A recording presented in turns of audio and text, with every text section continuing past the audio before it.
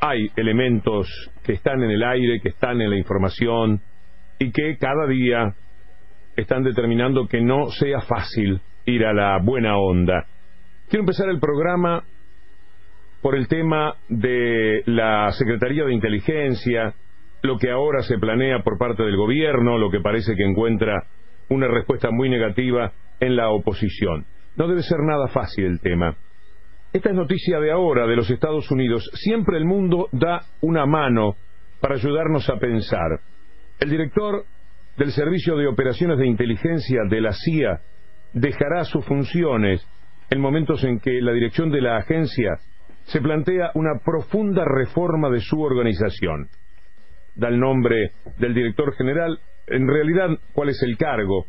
La CIA no confirmó la identidad del funcionario, pero su nombre, Frank Archibald, ya se filtró en un tuit del año 2013. Según la prensa estadounidense, Archibald trabajó en Pakistán y en África y dirigió un servicio encargado de América Latina.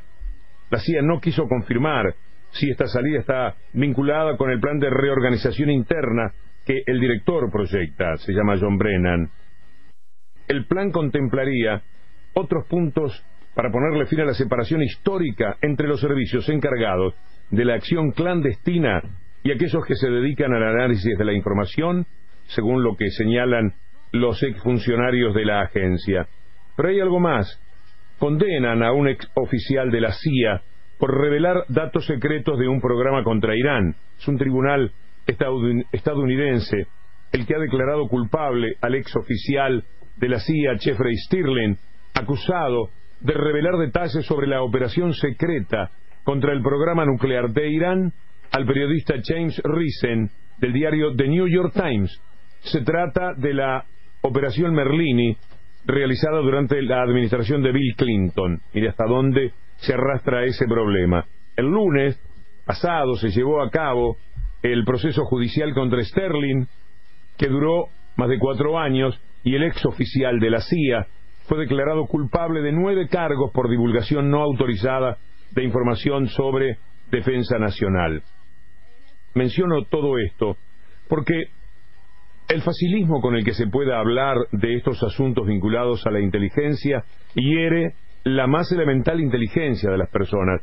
Pero no todos están preparados, ni entrenados, ni han leído lo suficiente, ni cuentan con la debida información para poder hablar de estos temas.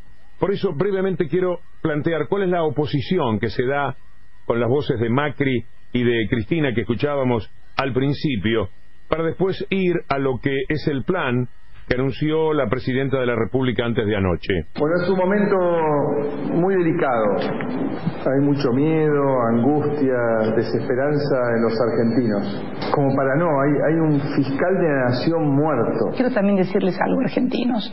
A mí no me van a extorsionar. A mí no me van a intimidar. Yo no les tengo miedo. Que digan lo que quieran, que hagan las denuncias que quieran, que los jueces me citen, que los fiscales me denuncien. No me interesa, pero no me van a hacer mover 1 centímetro de lo que siempre he pensado.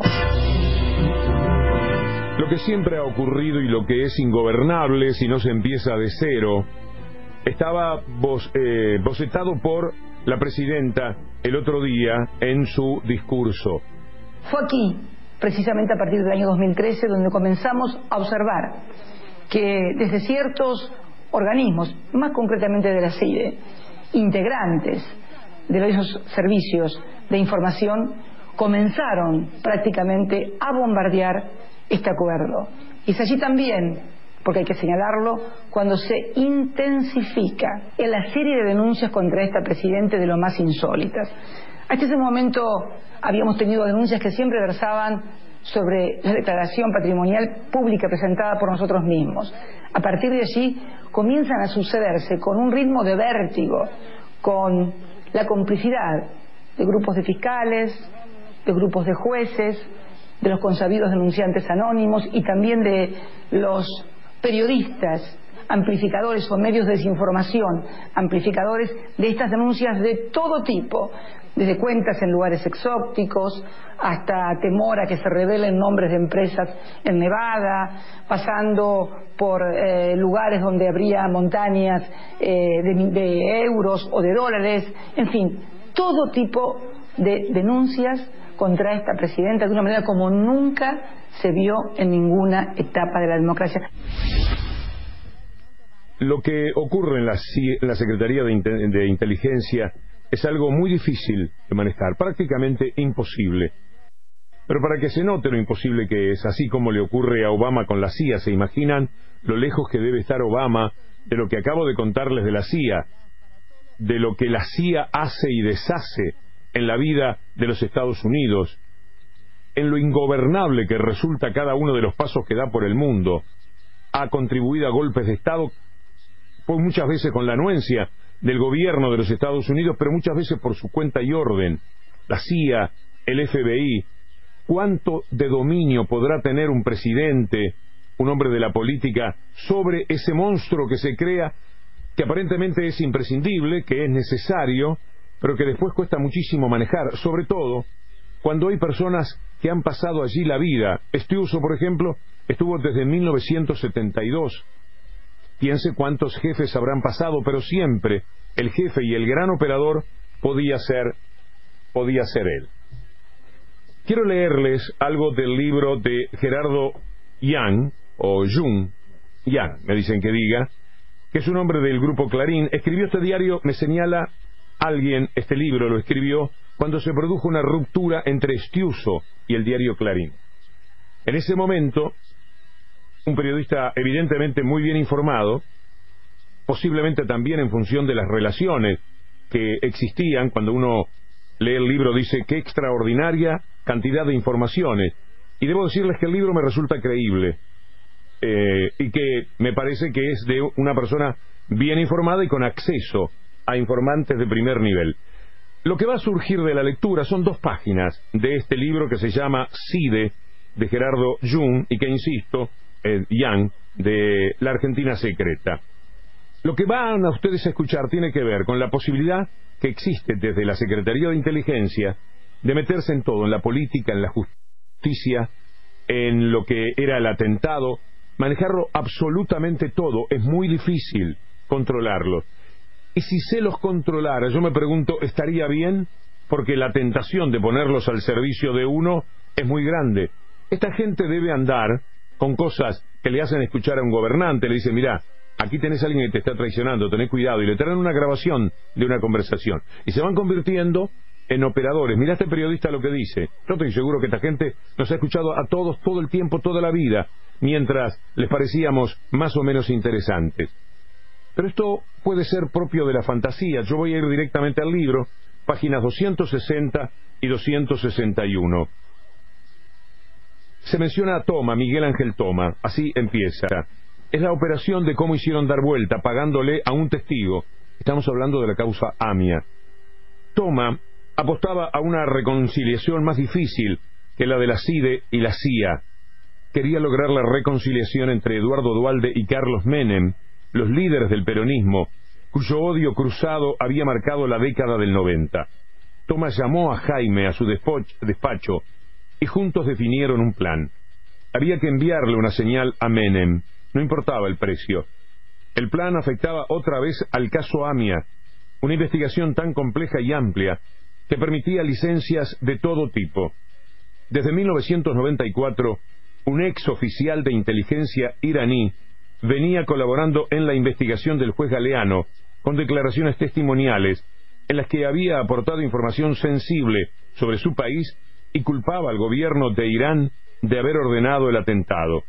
El informante, al que Galeano había bautizado el testigo C para proteger su identidad, era creíble hasta cierto punto.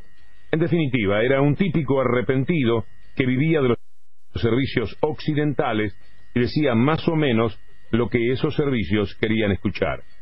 En 1999, en su tercera declaración ante Galeano, el testigo C se había despachado con una inesperada versión. Había dicho que el gobierno de Irán le había pagado a Menem varios millones de dólares para que no lo responsabilice por el atentado. Esa declaración había provocado bastante revuelo, aunque parecía difícil de probar, había afectado aún más la pésima imagen del expresidente. Jaime le ofreció a Toma una solución a ese problema. estaba seguro de que el testigo C les podía dar una mano. Jaime hizo 2 viajes a Alemania para concretar el operativo. El primero fue entre el 22 de octubre y el 3 de noviembre del 2002. Durante ese viaje se reunió 2 veces con el testigo C y acordó cómo se haría la cosa. En el segundo viaje, la cosa fue más formal.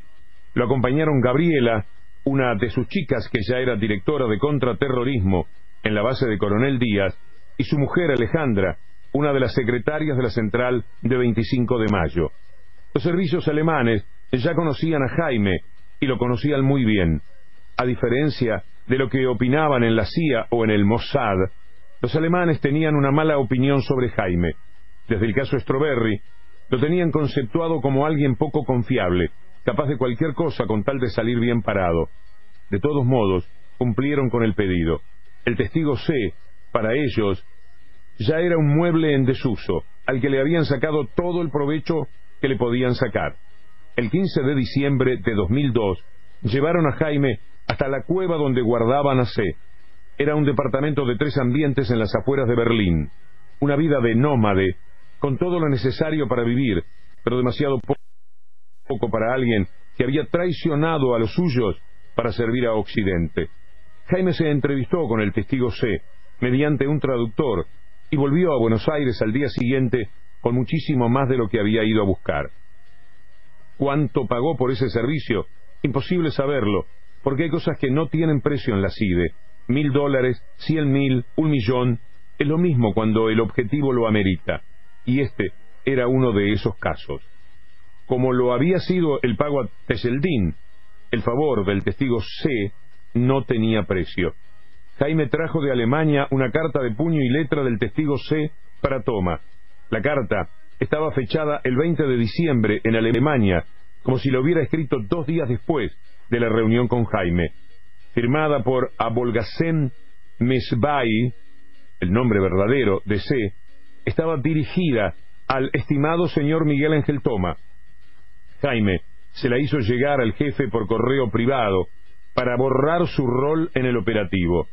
En la carta el testigo C decía que ya le habían alterado 2 o 3 veces sus declaraciones judiciales previas y que por eso quería aclarar algunas cosas. ¿Cuáles? Decía que era una gran mentira que él hubiera dicho que el expresidente Menem había recibido dinero antes o después del atentado para ocultar la participación del régimen iraní.